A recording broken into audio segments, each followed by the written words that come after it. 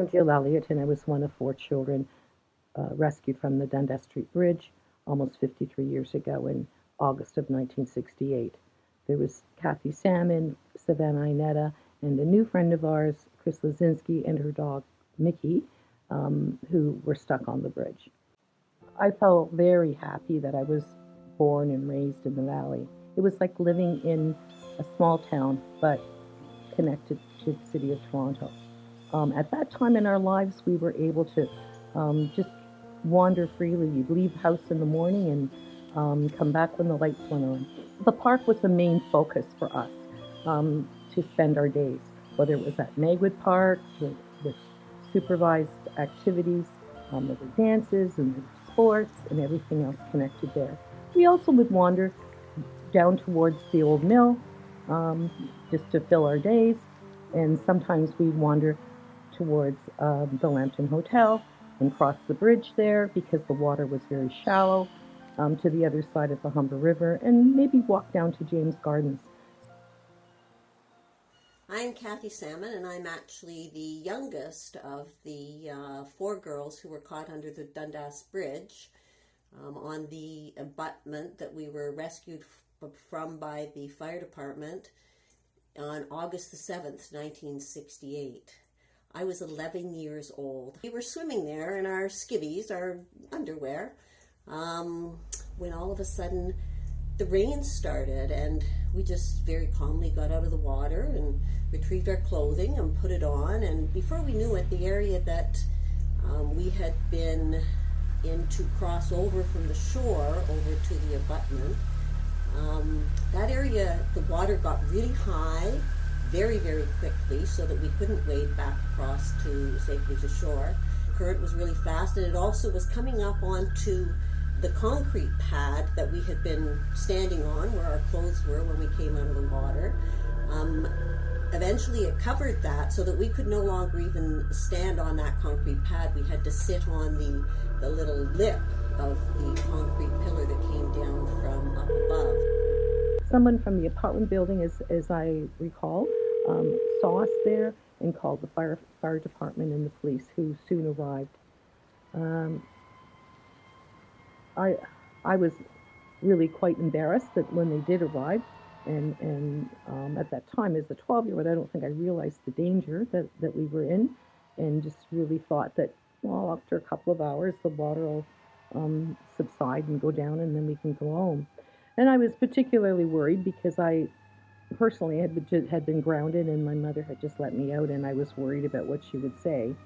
So when the police and the fire department came, I was feeling embarrassed, and I was feeling nervous about what my mother would say. And we were definitely very excited when we saw the rescue teams coming down to us.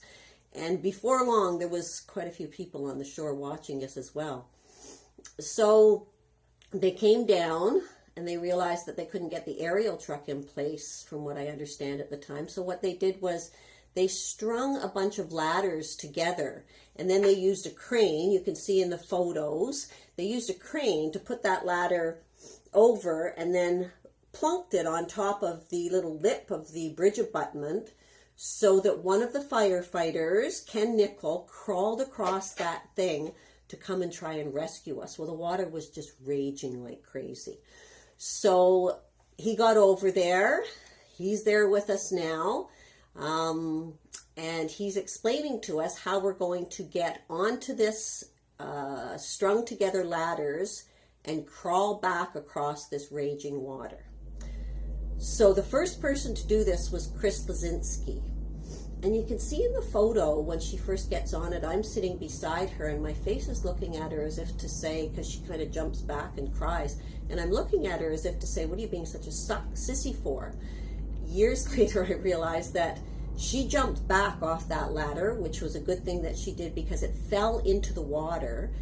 And if she had fallen in with it, that donut that she had around her to keep her afloat would have come completely off. She would have been in Lake Ontario in no time. She never would have survived falling into that water. So she got off, and then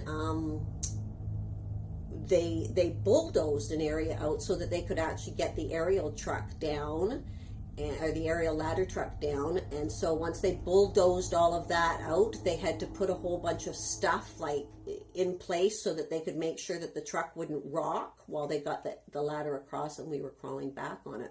It took quite a bit of time, and we had to stand on one side of the abutment while they tried to put all of these things in place. And it became quite chaotic as helicopters from the various news outlets came to see what was going on. And I think one or two of them even flew underneath the bridge, which created a lot of wind and was more frightening. Once they got that in place, and the firefighters, were comfortable with the fact that we could walk back across it, they walked each of us back one by one, holding on to us. Those guys risked so much for us that day, and I guess we're really lucky to still be here, although at the time we weren't really very scared. It was just like, this is pretty exciting. We've got all these people watching us, the television and newspaper crews were all there filming us. There were throngs of people on the shore watching us, and I remember Sylvana, Inetta's mom, she was on the shore and she was crying. After we got across, everybody was happy to see us. I didn't get in as much trouble as I thought I was going to get in, and being the community that the valley is, we all went to a neighbor's house and she made spaghetti, and we all watched all of us on TV. I can look back as an adult 53 years later and realize how lucky we were that the firefighters and the police were willing to risk their lives for us, and I really am thankful for that. I'm sure many of those people have passed on, but there's probably a few of them still living, and wanted to send along a personal thank you.